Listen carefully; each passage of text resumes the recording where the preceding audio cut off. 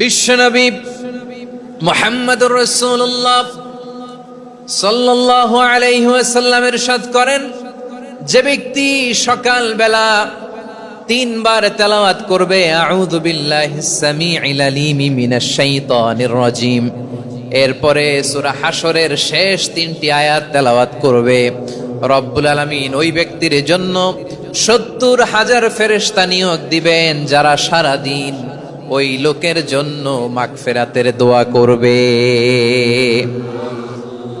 শুধু এখানেই শেষ নয়, বিশ্বনবী ফরমান ওয়া ইন মাতা ফি যালিকাল ইয়াউমি মাতা শাহীদান, ওই দিন যদি ওই ব্যক্তিটা ইন্তেকাল করে সে শহীদ হয়ে কিয়ামতের দিন আল্লাহর সামনে দাঁড়াবে।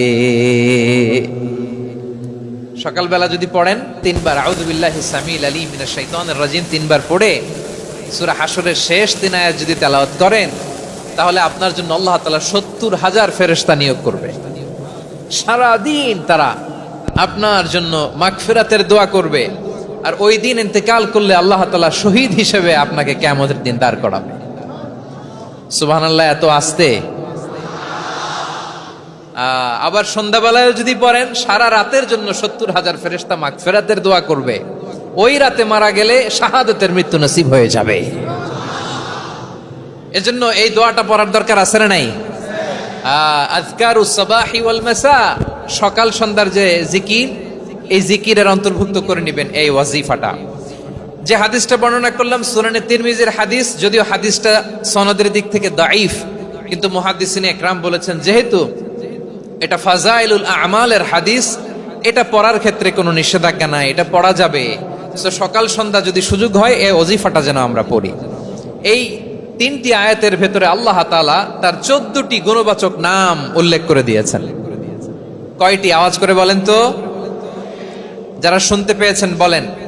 এই 3টি আয়াতের মধ্যে আল্লাহর কয়টি সুন্দর সুন্দর গুণবাচক নাম আছে বলেন তো? কয়টি? সবাই বলেন কয়টি?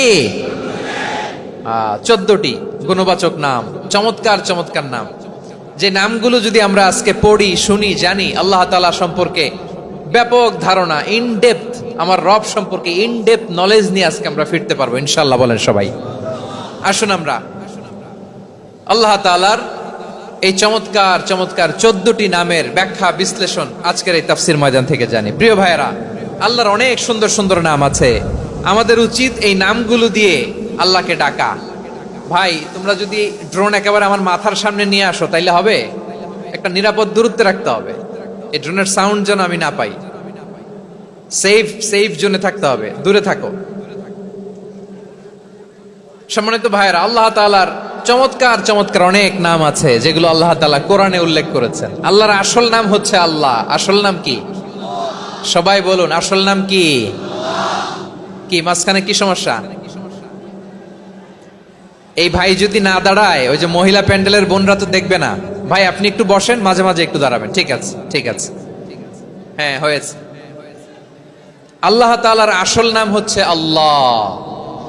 আওয়াজ করে আল্লাহর একটা ডাক দেন, বলেন আল্লাহ।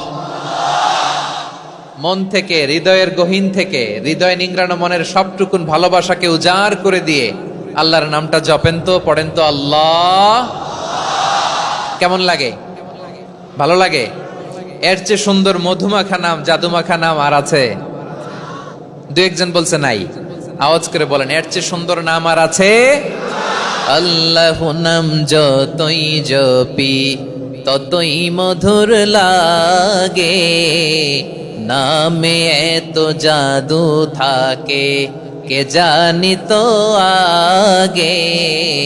আল্লাহ নাম যতই জপি, ও নাম জপে প্রিয়তম, ও নামে জপে মজনু সম, ওই নামে পাপিয়া গাহে হৃদয় গোলাপে বাগে।